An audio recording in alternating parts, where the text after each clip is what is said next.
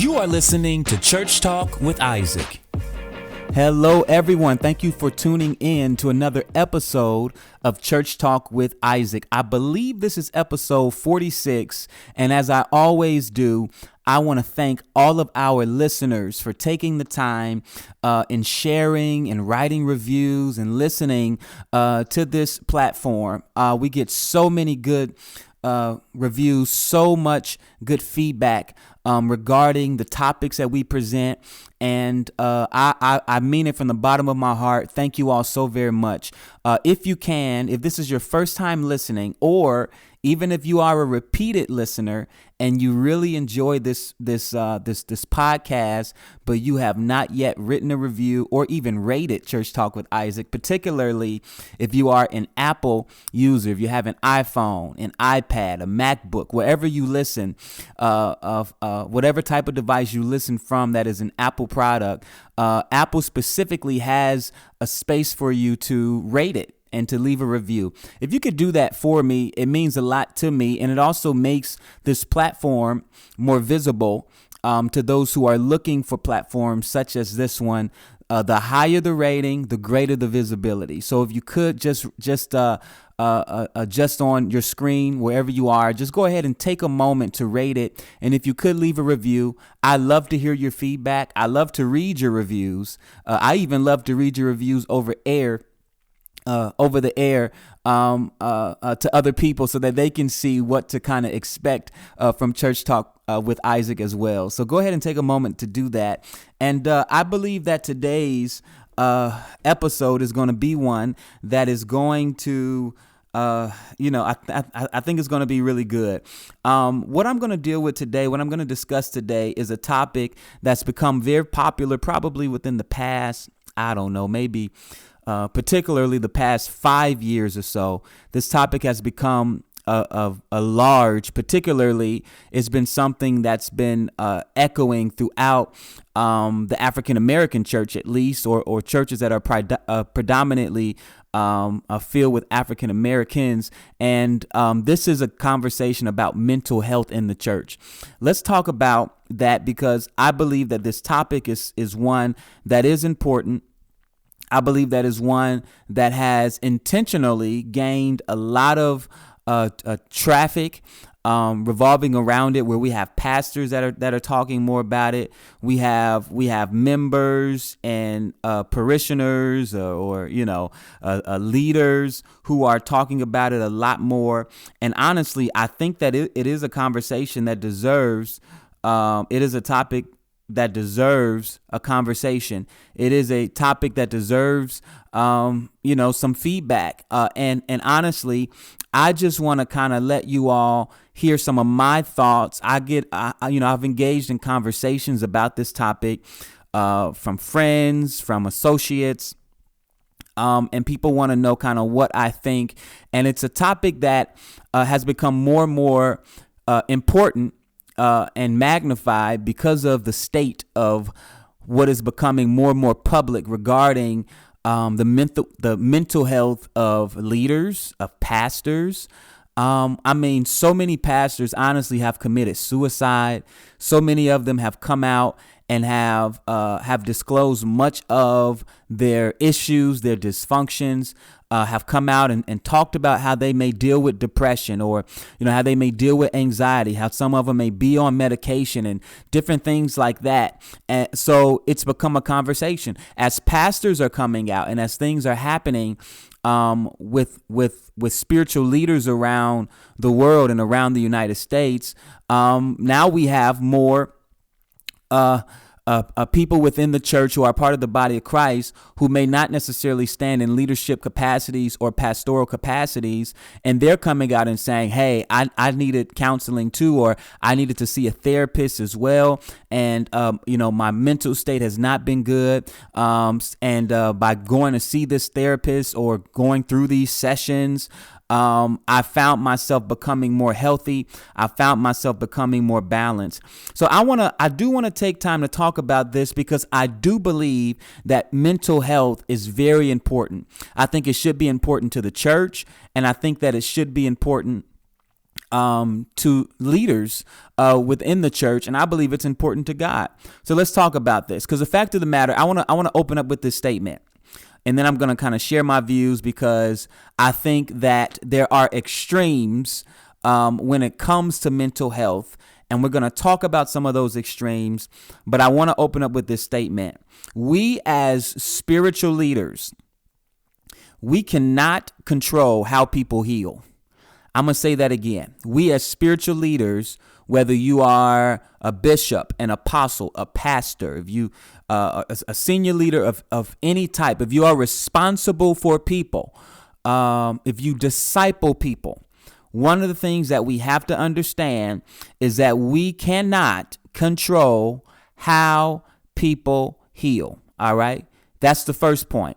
Sometimes what I've seen in the church is leaders who try to make people heal through a particular method, or make people get a sense of freedom or breakthrough through a particular method. And one of the things that I'm learning is that the trajectory, the scale of people and their mental conditions, their emotional conditions, is very vast, and there is no one size fit all as it pertains to how people receive their healing. All right. So that's the first thing I want to say. The second thing I want to say, when regarding to mental health, there is an uproar regarding the need for therapy. And when I'm speaking of therapy, I'm speaking of professional help that goes, for the most part, outside of the local church, sit and actually going through some type of session or sessions with a licensed, educated professional, a therapist, a psychologist, and sitting with them. I've seen an uprising in that. And the next thing that I want to say is that seeing a therapist is not the same, and it has nothing to do with whether or not you have faith. All right. Seeing a therapist is not abandoning your faith. And the reason that is, it goes back to the first point. We can't control how people heal. So we have to understand that healing within itself takes on different forms. All right. There are different types of healing. It takes on different forms. All right. And one of the things that I kind of want to cover today is I believe that the church is growing, it's evolving in its understanding of people. And as it's doing that, what we're finding is that churches are becoming more practical and less religious. And when I mean religious, I'm not speaking of spiritual. They're not becoming less spiritual. All right. They're not abandoning spirituality, but churches are becoming more practical and less religious. And one of the things that church leaders are discovering, and people are discovering, quite honestly, particularly when we're dealing with, I can only speak to Pentecostal style churches. But in these types of churches, one of the things that we've come to understand is that you cannot shout over, you cannot dance over much of the dysfunction that's going on in people's lives. You can't shout over a depression. You can't shout over alcoholism. You can't shout over suicide. All right. You can't shout over drug addiction. Many of these things the church has taught you, if you just praise God, it'll all be okay. If you just run a lap, or if you just give God a dance, go ahead and dance out of that dysfunction. Go ahead and dance out of that depression. Go ahead and dance out of that demonization. Go ahead and dance out of it. Go ahead and dance out of that abuse. Go ahead and dance out of it. Come on, give God, 3 turns and a shout, and everything is going to be taken care of. And one of the things that we're coming to realize as a church is that there has to be more practical approaches to what people are actually experiencing and going through, because you have people that are looking for real answers, and they're learning that although praise has its place, although worship has its place, although dancing has its place, many people are dancing, they're praising, they're shouting, they're running laps, they're spinning, they're hanging on chandeliers, they are doing all types of things, and they are still going home with the same issues that they came into the church with. So one of the things that we are coming to realize is that we have to become more practical in meeting people where they are and stop trying to dictate to them how they are to heal. People heal differently, and you cannot dance and shout over dysfunction. All right. So that's what I want to make that crystal clear, that I understand that. I want to make it crystal clear that that the church is doing better generally as a whole concerning that. So I do believe that the highlight that's been taking place, the magnification that's been taking place concerning the need for other means in attaining mental health and emotional health and stability is necessary. All right. Now, let me talk about the extremes. Let's talk about the extremes. Some of what I've seen regarding the uprising and the need for therapy are coming from leaders who need it. All right. Coming from leaders who need it. Maybe they've been on the verge of a mental breakdown, or whatever the case may be. They've been experiencing depression or high highs and low lows, and schizophrenia, personality disorders. They've been experiencing many different addictions, whatever the case may be. And one of the things that I do want to say is that there are extremes. I do not believe, and let me make this clear, I do not believe every believer. Now, this is Church Talk with Isaac, so I'm talking to the church. All right. I do not believe that every believer needs to see a therapist. All right. I believe it has its place. I believe that there should be partnerships where the church is becoming aware that, hey, we can counsel you. We can do a lot of different things. But there is a time where you may need to sit with someone that actually understands the way that the mind, the emotions work. All right. So it does have its place. I do not believe everybody needs a therapist, because when we say that everybody needs a therapist, then now we have the secular world, or people that are seeing a therapist. Now we have them doing the exact same thing that many pastors have tried to do, which is try to control how people heal. Saying that everyone needs a therapist is also is the same as trying to control and dictate how people need to heal. All right. So let's talk about this, because I believe that it's important that we cover it. Now, again, I believe that therapy is very important, but many of the voices that are championing I'm making up a word, that are becoming champions of the mental health therapist message are typically leaders who are in need of therapy themselves because of their own personal mental and emotional issues. All right. They are the ones typically that are speaking out and saying, hey, everybody needs to get them a therapist. I've heard several people, I've seen it on social media, I've heard several people make that claim. Everybody needs a therapist. You need the church and you need a therapist. And most of the people that are saying that are people that have their own mental issues, have their own emotional issues, and typically they have a tendency to make everyone feel like they need the same thing that they as that leader needs. So you got a leader that's saying you need a therapist, and their motivation behind saying that is because they themselves need a therapist. All right, I'm going to try to make this make sense. So sometimes what I see, because within the church, there has been this shame, all right, that's kind of been released. There's been this shame that kind of shadows over people. Because within the church, we've been taught to be strong. We've been taught to, especially within leadership, we've been taught not to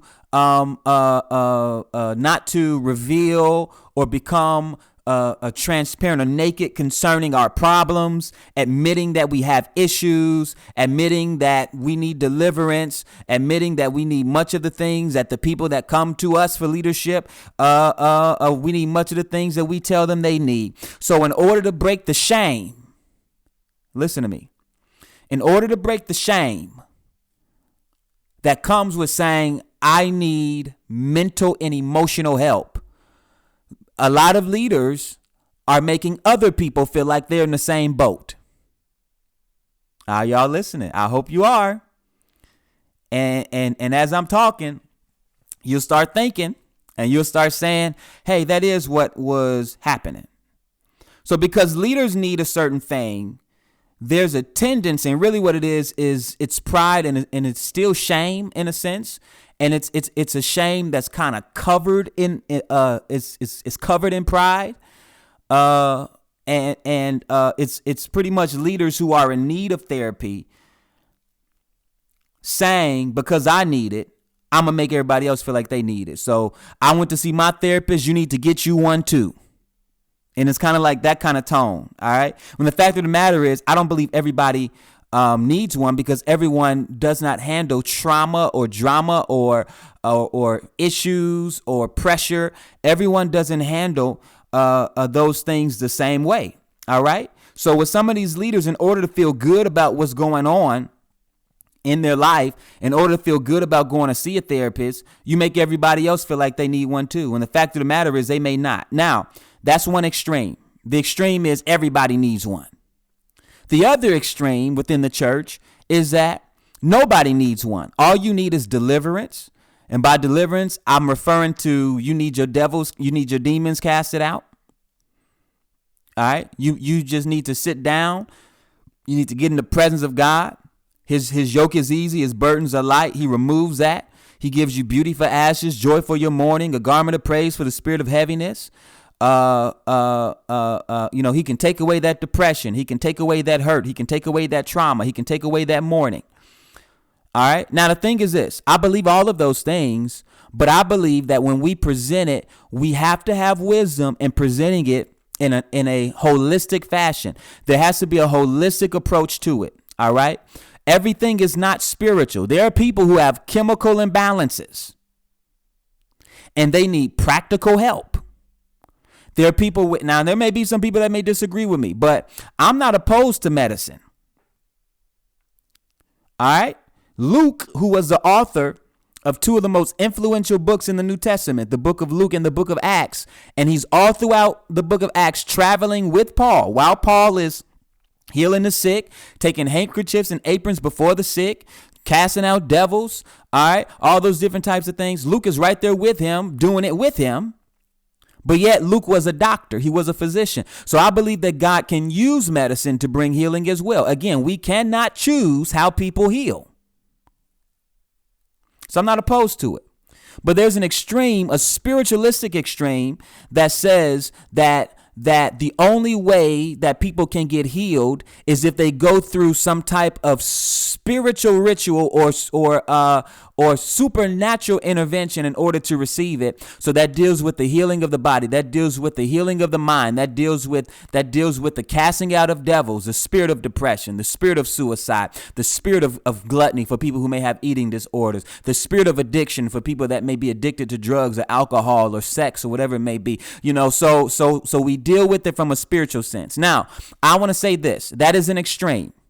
Let me bring the balance, because I don't want this to be a drawn out topic. The balance is this. As a spiritual leader, I personally believe that everything has a spiritual base. All right. I believe everything has a spiritual base. So there are components of people's lives that has to be dealt with in a spiritual fashion.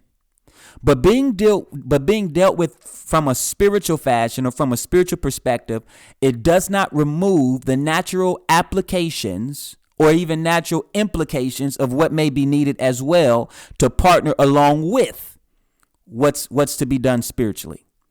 All right. I don't think there's a practical. I don't think that the practicality of these types of things should be removed. All right. I believe that the church, there should be partnerships between counselors, therapists, and spiritual leaders working together. All right. I am a man. I pastor a church. I oversee a local work, Park Forest, Illinois, Encounter Worship Center. I believe in the casting out of devils. All right. I cast devils out. I've been doing so for over 15 years. I've been driving out demons from people. I've seen the power of deliverance. I believe in the power of deliverance.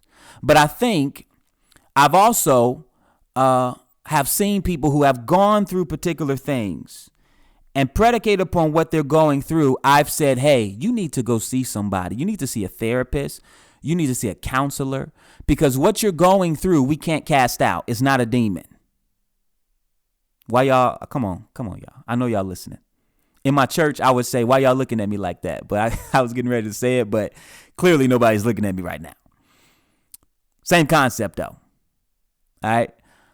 There's some people, they don't, they may go and may experience a divorce, or some people, they may experience a death in their family of someone that was dear, that you can't shout over that type of pain. I mean, the loss of a parent, the loss of a sibling, the loss of a child, the loss of a grandparent, a loss of a friend, and you can't cast that type of pain out. There's some people where there's conversations that need to be had through somebody who understands how the mind and the emotions work, and they can help you process what's going on. I believe in that wholeheartedly. I've had somebody recently, they were a manager at a store, and their store was robbed at gunpoint. Somebody had a gun to their head and threatening to kill them, telling them that you'll never see your family again. Listen, you can't cast that kind of trauma out. Sometimes you need to see somebody. Now, I believe that there are spiritual components. There may be times where you may need to go through deliverance to get through those types of things as well. But it also needs to be partnered with you actually seeing somebody that can help you walk through and get healing through much of the traumatic experiences that you have gone through. All right. I believe that within the church, I'm going to wrap this up. I believe in the church, we need deliverance ministry.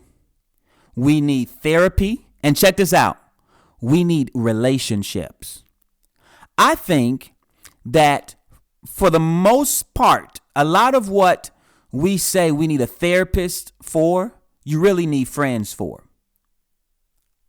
A lot of the people who, I don't want to say a lot of people, but there are some people who do not have healthy relationships, which is much of the cause of much of the dysfunction, the emotional unrest, the psychological and mental unrest, because they do not have people in their life that they trust.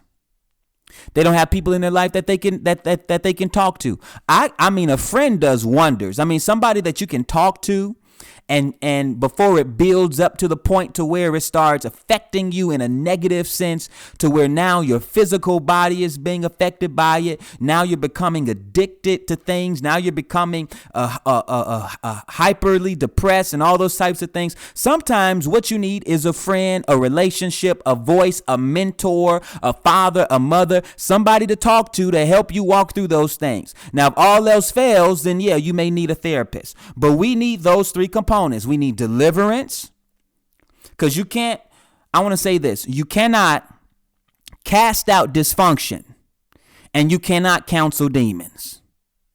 Can I say that? You can't cast out dysfunction and you cannot counsel demons. So you need both people who will partner with you in the state of your soul and help if you may be demonized, help get whatever demons you may be dealing with out. And you may need some counseling. You may need somebody to help work through a lot of the dysfunctions that you may be facing as well. All right. Therapy alone won't get it done. What I've seen a lot of therapists to do in therapy, what I've seen to do is bring whatever the issues are to the forefront. But then after that's done, they really have no real solutions on how to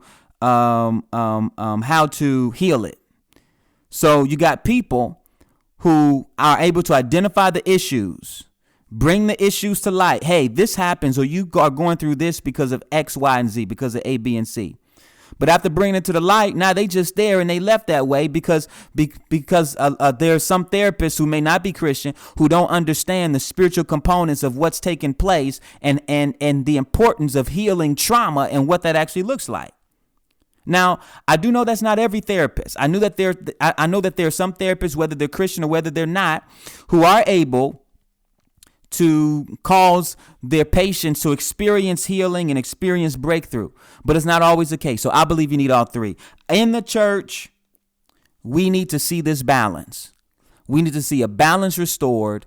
And I believe that we're on our way moving towards it, so that those who need the help, they're able to get the help.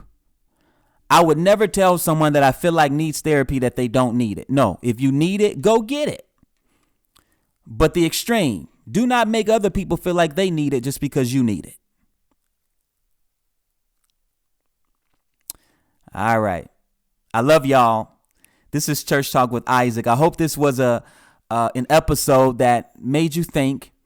And I want to encourage you. If you are someone, do not suffer in silence. If you need to go see a therapist or a counselor, go see them. If you need to go and you need spiritual deliverance, and you need devils casted out of you, or maybe you're not sure, go talk to someone that has the wisdom to be able to identify exactly what you may need. Typically somebody spiritual, because the therapist ain't going to tell you need deliverance.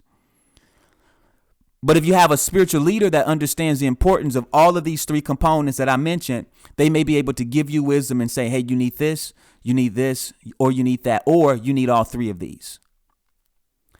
All right. So listen, don't suffer in silence. Get the help you need. If you're good, if you're okay, if you have healthy relationships, you're not dealing with any deep trauma. Sometimes people make you feel like you need to dig, and it creates a problem that's not really there. Listen, don't let other people's shame bring you under shame. That's the other end of that. I love y'all.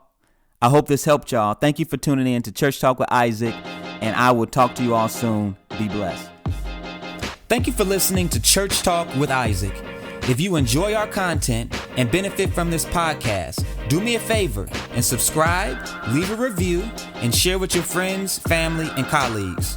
I'm also on all social media platforms and would love to connect with you.